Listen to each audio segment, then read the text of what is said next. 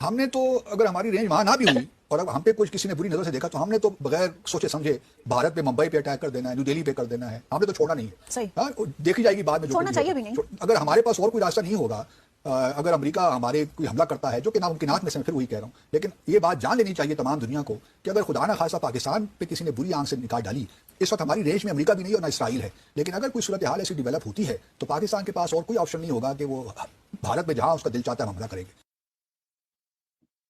एक बार और दोबारा सुनाते हैं। अगर एंकर अमेरिका ने कहती है कि पाकिस्तान पे कोई हमला कर ये दिया, हमारी पूछता है तो एंकर क्या जवाब देती है वो सुनिए और उसके बाद देखिए। अगर अमेरिका ने पाकिस्तान पे कोई हमला कर दिया, हमारी तो अगर हमारे न्यूक्लियर रेंज में नहीं भी है अमेरिका, लेट से अगर हम खलीजी ममालिक में जो है उनके अड्डों तक भी नहीं पहुंच सकते या हम इसराइल पे भी हमला नहीं कर सकते, हमारे लिए क्या वाइड रास्ता होगा आपके ख्याल में? इंडिया। इंडिया। हमने तो देखिए और कुछ नहीं करना। हमने तो अगर हमारी रेंज वहां ना भी हुई और अब हम पे कुछ किसी ने बुरी नजर से देखा तो हमने तो बगैर सोचे समझे भारत पे, मुंबई पे अटैक कर देना है, न्यू दिल्ली पे कर देना है, हमने तो छोड़ना नहीं है। सही। हाँ, देखी जाएगी बाद में जो छोड़ना कुछ भी चाहिए होगा। भी नहीं। अगर हमारे पास और कोई रास्ता नहीं होगा, अगर अमेरिका हमारे कोई हमला करता है, जो कि नामुमकिनात में से मैं फिर वही कह रहा हूँ, लेकिन ये बात जान लेनी चाहिए तमाम दुनिया को कि अगर खुदा ना खासा पाकिस्तान पे किसी ने बुरी आंख से निकाह डाली, इस वक्त हमारी रेंज में अमेरिका भी नहीं और ना इसराइल है, लेकिन अगर कोई सूरत हाल ऐसी डेवलप होती है तो पाकिस्तान के पास और कोई ऑप्शन नहीं होगा कि वो भारत में जहां उसका दिल चाहता है हमला करेंगे। ये वो पाकिस्तान है मित्रों जिसकी बुनियाद किसने डाली, जिसका एक ही पुश्त पहले हिंदू था, जिन्ना। एक ही पुश्त पहले। और अलामा इकबाल 2-3 पुश्त पहले हिंदू। शेख अब्दुल्ला 2-3 पुश्त पहले हिंदू। ये सभी कन्वर्ट होकर के गए हैं। उनकी सोच है ये। उनकी सोच है कि अगर अमेरिका और इजराइल हमारे ऊपर हमला करता है, क्योंकि पोस्ट ईरान उनको लग रहा है कि कोई एक देश जो थोड़ा शक्तिशाली है, शक्तिशाली तो ये कुछ भी नहीं है, खत्म है, 5 मिनट में भारत इसे मसल देगा, लेकिन इसको यह गुरूर है कि हम शक्तिशाली हैं। तो अगर आप शक्तिशाली हैं तो एक देश जो रिटेलिएट कर सकता है वो पाकिस्तान कर सकता है, लेकिन पाकिस्तान समझिए कि जबड़े में फंसा हुआ है। एक तरफ चाइना उसको मदद कर सकता है, भारत उसका दुश्मन नंबर 1 खड़ा है, और उधर से अगर इजराइल ने अटैक किया तो मुश्किल में पड़ सकता है। लेकिन अभी कहानी क्या है साहब? अभी कहानी यह है कि ये पाकिस्तानी कह रहा है कि अगर अमेरिका और इजराइल ने पाकिस्तान के ऊपर हमला किया तो हम अमेरिका और इजराइल के ऊपर तो हमला नहीं कर नहीं सकते। हमारी गौरी मिसाइल है या हमारी गजनी मिसाइल है, उसका रेंज वहां तक नहीं है। इन्होंने अभी कुछ दिन पहले दावा किया था कि हमारा रेंज जो है 3500 किलोमीटर तक का है, लेकिन ये गजनी और गोरी, ये मिसाइल का रेंज हो सकता है कि इजराइल नहीं हो, अमेरिका नहीं हो। तो ऐसी स्थिति में हम क्या करेंगे? हम कुछ नहीं देखेंगे, हम कुछ नहीं सोचेंगे, हम भारत पर हमला कर देंगे। ये है इनकी फिलॉसफी, ये है इनका विचार, और उससे आप कहते हैं निगोशिएट करें, अमन की आशा बहाल करें। उससे आप अमन की आशा रखते हैं। आप ये स्टैंड अलोन नहीं कह सकते हैं कि ये किसी चैनल विशेष का ये ऑब्जर्वेशन है, चैनल विशेष की ये टिप्पणी है, उसकी उससे पूरे पाकिस्तान की डिप्लोमेसी नहीं हो सकती है। अरे पाकिस्तान की डिप्लोमेसी यही है। अभी मित्रों कहानी यह है कि 2 लाख 3 लाख जो सिया फौजें हैं वो रिवोल्ट करने के लिए तैयार बैठी हुई है।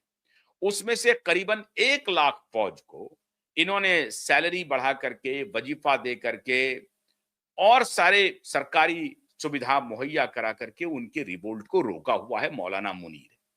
लेकिन मौलाना मुनीर को मालूम है कि सिया फौज उनसे ताल्लुक नहीं रखते हैं। किन से? जमातुद्दावा जैसे मोहम्मद, लश्कर-ए तैयबा, और ये सभी संगठन सुन्नी संगठन है। वो हमेशा इसके खिलाफत करते रहते हैं। उनको मालूम है कि ये सुन्नी अगर एक्सट्रीमिज्म बढ़ेगा तो सबसे बड़ा खतरा उन्हीं सियाओं के लिए होगा। आज की स्थिति क्या है? ईरान कह रहा है कि ये जो सुन्नी बहुल स्टेट्स हैं पूरी दुनिया में, ये राजा चमचे हैं अमेरिका के। सऊदी के मोहम्मद बिन सलमान अमेरिका के दलाल हैं, अमेरिका के चमचे हैं, ये खमनेई कहते थे। इन्होंने अपनी गरिमा बेच दी है, अपनी इज्जत आबरू डोनाल्ड ट्रंप के हाथों गिरवी रख दिया है।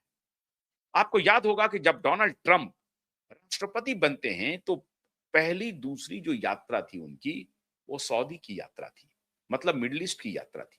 वो वहां पर आकर के वो देखना चाहते थे कि हमारी पोजीशन क्या है।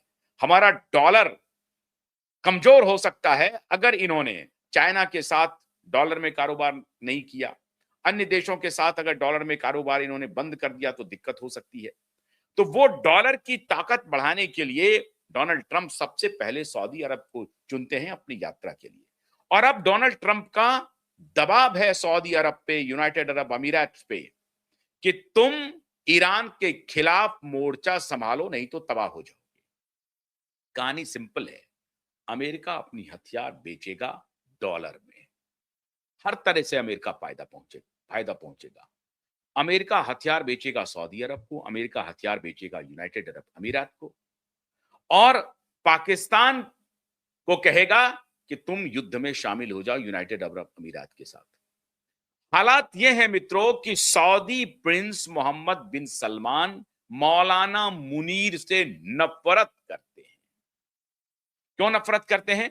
क्योंकि वो चाहते हैं कि तुम अमेरिका के करीब तो जाओ, लेकिन इतने भी करीब नहीं जाओ कि हमारी मजबूरी हो जाए कि हम भी उसके साथ चले जाएं। हमारी मजबूरी है। और ये मौलाना कहता है कि भैया तुम तो बहुत दिन से 1970 से उनके गोद में जाकर के बैठे हुए हो, हेनरी किसिंजर के समय से उनके गोद में जाकर के बैठे हुए हो, तो हम तुम्हारी बात क्यों माने? इन्होंने पहले कोशिश की सऊदी, टर्की और पाकिस्तान अलायंस बनाने की, इजराइल को डराने के लिए और ईरान को यह कहने के लिए कि भाई हम भी आपके साथ खड़े हो सकते हैं। लेकिन ईरान को मालूम है कि अमेरिका, सऊदी, यूनाइटेड अरब अमीरात हमारे साथ नहीं आएगा लड़ने के लिए। टर्की ने तो मना ही कर दिया। टर्की तो बड़ा सेकुलर स्टेट हो गया। क्यों टर्की ने मना कर दिया? क्योंकि टर्की को मालूम है कि उधर MI6 ने सारी ट्रेनिंग दी है, इंग्लैंड की पूरी ट्रेनिंग दी हुई है। उन्होंने कह दिया कि तुम इस युद्ध में शामिल मत होना, नहीं तो तुम्हारे परखचे उड़ जाएंगे। तो टर्की ने खुद को अलग कर लिया। उन्होंने कहा कि मैं इस युद्ध में ना 3 में हूं ना 13 में हूं, मैं शांति बनाए रखूंगा।